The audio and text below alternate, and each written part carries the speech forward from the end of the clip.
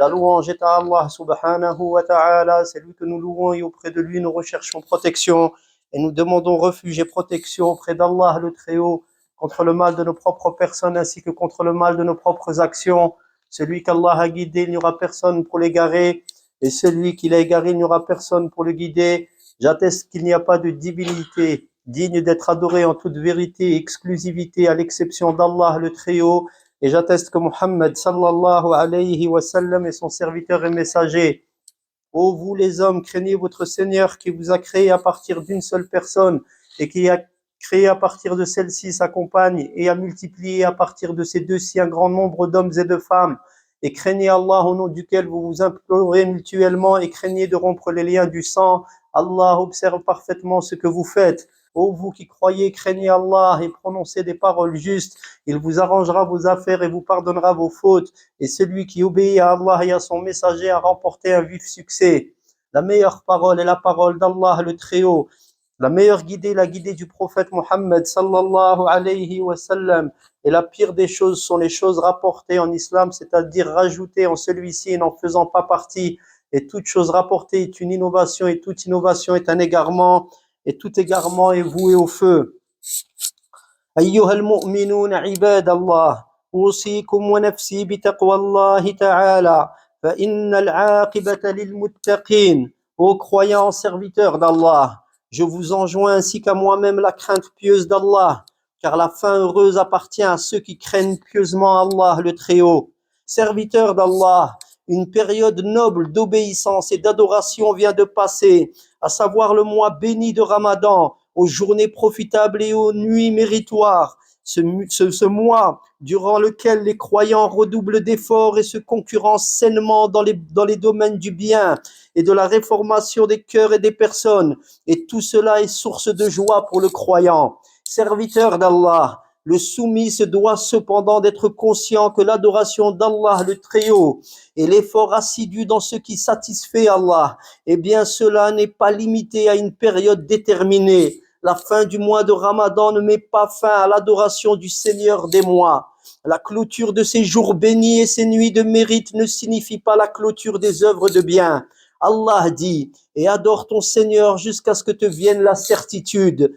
Mais la certitude évoquée dans ce verset n'est autre que la mort. Adore ton Seigneur jusqu'à ta mort. Il est ordonné aux soumis de faire preuve de constance dans l'obéissance à Allah et de persister dans son adoration jusqu'à ce que la mort lui vienne. Allah dit, ô vous qui croyez, craignez Allah de sa vraie crainte et ne mourrez qu'en pleine soumission, c'est-à-dire adorez-le avec effort et sérieux, concurrencez-vous dans ce qu'il agrée jusqu'à ce que vous mouriez sur cela. Et il est connu que personne ne connaît le moment de son départ ici-bas. C'est pourquoi le soumis, le musulman, le musulman doit se préparer à la mort à tout instant, en préservant son obéissance à Allah, en faisant preuve d'assiduité dans son adoration, appliquant ce qu'il a ordonné selon ses capacités et s'éloignant de tout ce qu'il a interdit qu'il soit glorifié, tout ce qu'il a interdit d'actes interdits, s'écartant de la perversité, s'éloignant des péchés. Serviteurs d'Allah, certaines personnes effectuent des efforts dans l'adoration durant le mois de Ramadan et celui-ci passé, elles font preuve de nonchalance, voire de délaissement de l'adoration du Seigneur de l'univers, glorifié soit-il, comme si l'adoration d'Allah n'était requise que durant ce mois. Et l'on a interrogé un prédécesseur sur cette catégorie de personnes et celui-ci répondit, quels mauvais gens ceux qui ne connaissent Allah que durant Ramadan. Serviteurs d'Allah, Allah le Très-Haut dit, ceux qui disent notre Seigneur est Allah, puis font preuve de rectitude, les anges descendent sur eux et leur disent, n'ayez crainte ni ne soyez attristés et recevez la bonne annonce du paradis qui vous était promis. Nous sommes vos alliés dans cette vie d'ici-bas et dans l'au-delà. Et pour vous en celle-ci, ce que vos personnes désirent et ce que vous demandez, un lieu de séjour de la part d'un pardonneur miséricordieux. Et tout cela, serviteurs d'Allah, tout cela, cette bonne annonce des anges, est uniquement réservé à ceux qui auront cru en Allah et fait preuve de droiture et constance jusqu'à ce que la mort leur vienne. C'est à ce moment que les anges de la miséricorde descendent sur eux comme en a informé Allah immense et haut, ange porteur de la bonne annonce et d'un message de félicitations, une annonce bénie. Ces anges descendent sur celui qui a ces caractéristiques de foi en Allah et de droiture dans son obéissance jusqu'à sa mort. À lui, les anges font cette annonce de fin heureuse et de situation agréable après la mort. N'ayez crainte, ni ne soyez affligés. Les anges qui descendent à cet homme qui aura fait preuve de droiture disent donc: n'ayez crainte ni ne soyez attristés. N'ayez crainte au sujet de ce vers quoi vous vous dirigez. C'est un lieu et une situation agréable et une récompense immense, ainsi qu'une satisfaction d'Allah béni et haut. Béni et haut. Et ne vous attristez pas de la séparation d'avec les proches et les enfants. Ceux-ci sont sous la protection d'Allah, sous sa garde, son raffermissement et sa permission. La louange est à Allah subhanahu wa ta'ala, le Seigneur des cieux et de la terre, Seigneur des mois, du mois de Ramadan et des autres mois de l'année. Allah Azza wa Jal est digne de louange. Nous le louons pour qu'il le fait, par le fait qu'il nous ait guidés, pour le fait qu'il nous ait guidés vers l'islam, et également pour ceux qu'il nous a légiféré de législation que rien ne peut égaler dans le bien. Voici donc comment ils seront accueillis. N'ayez crainte ni ne soyez attristés et recevez la bonne annonce du paradis qui vous était promis, c'est-à-dire qu'il leur sera dit au moment de leur mort. Recevez la bonne annonce du paradis d'Allah, paradis pour lequel vous avez fait preuve d'effort, de rectitude, de constance dans l'obéissance à Allah. Voilà pourquoi ils reçoivent la bonne annonce au moment de leur mort. Et c'est pour cela qu'il n'est pas rare de voir apparaître un sourire de joie, un éclat de bonheur sur le visage des gens ayant fait preuve de constance dans l'obéissance de leur Seigneur.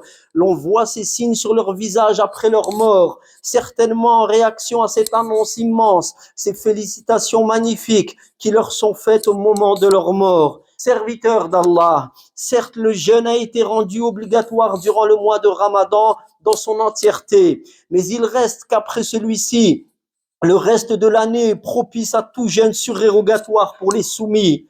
Et parmi les moments les plus méritoires pour sa pratique, le mois suivant celui de Ramadan, à savoir le mois de Shawwal, le prophète sallallahu alayhi wa sallam a en effet dit: celui qui jeûne le mois de Ramadan, puis le fait suivre de 6, c'est-à-dire jours de jeûne, durant le mois de Shawwal, cela équivaut au jeûne perpétuel. Serviteur d'Allah, de grands profits se trouvent dans ce jeûne surérogatoire des 6 jours du mois de Shawwal. En premier lieu, ils sont un remerciement à Allah, le Très-Haut, d'avoir permis de compléter le jeûne du mois de Ramadan et la pratique d'une obéissance après qu'Allah nous ait permis d'accomplir une obéissance fait partie du remerciement au Seigneur de toutes choses.